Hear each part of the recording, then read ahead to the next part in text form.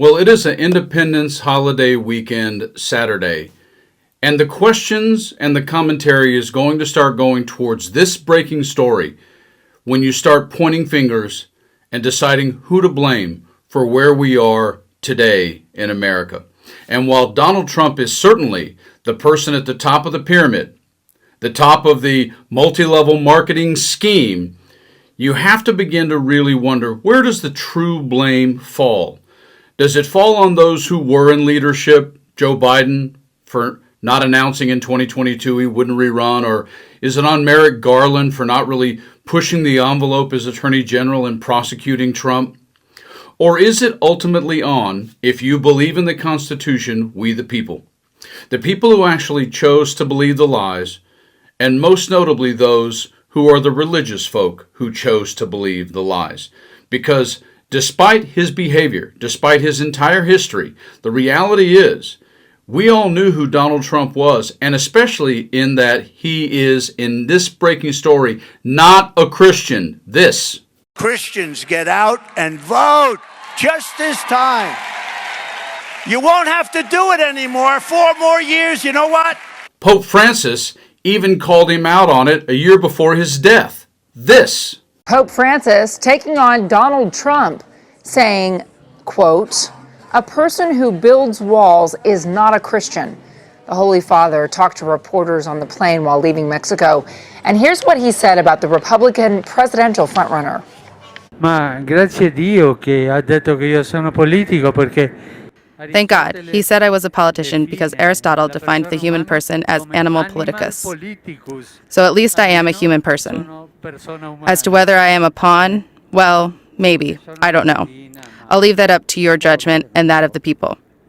And then, a person who thinks only about building walls, whether they may be, and not building bridges, is not Christian. This is not in the gospel. As far as what you said about whether I would advise to vote or not to vote, I am not going to get involved in that. I say only that this man is not Christian if he has said things like that.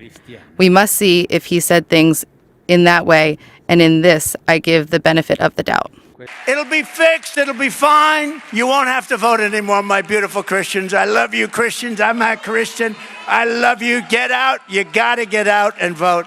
In 4 years, you don't have to vote again. And yet it is easy to argue that across all of the swing states and across this country, one of the voting groups that put Donald Trump back in office are the Christians. And in this breaking story, they get called out and have been called out not only by a Republican senator, but also by a conservative Republican writer. Check this story out.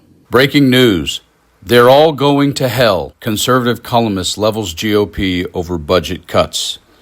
In a column lauding Senator Tom Tillis, Republican from North Carolina, for following his conscience instead of the demands of Donald Trump and the Senate GOP leadership, longtime conservative writer Kathleen Parker had a few things to say about the GOP lawmakers who are fond of calling themselves, in quotes, Christians, singling out the putative Christian lawmakers who voted to eliminate benefits for the poor, the elderly, and those in need of food and health care. The Washington Post columnist noted they seem to have missed out on what Jesus commanded them to do.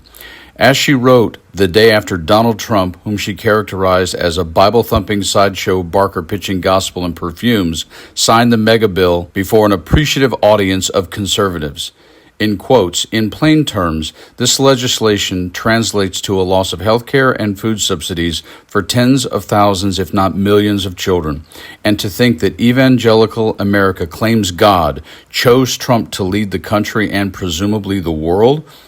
Taking a broader approach, she argued, in quote, surely we should stop saying America is the Christian nation. Jesus Christ and the religion he inspired are all about helping the poor, the meek, the hungry, the homeless. Focusing her attack on lawmakers who ignored pleas from their own voters to rewrite the highly unpopular bill, she claimed those who profess to be Christians are in for a rude afterlife awakening.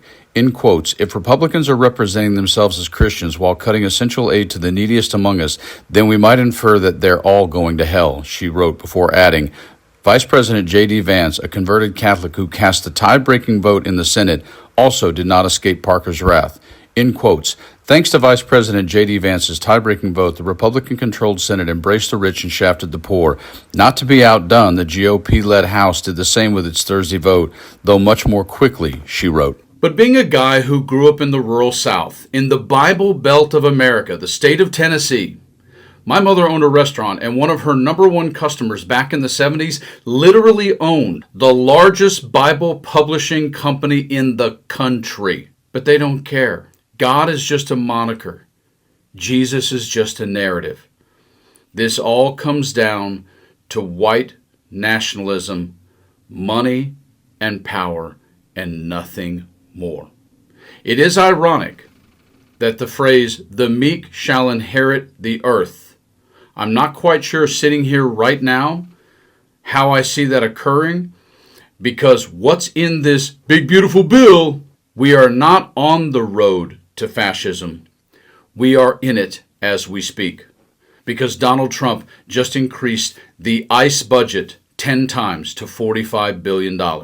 He doesn't need the National Guard, and he doesn't need the Marines. He just created his own martial law legal force inside of this country. It's like Blackwater back with Dick Cheney and Karl Rove and Donald Rumsfeld, only now it's Blackwater against Americans.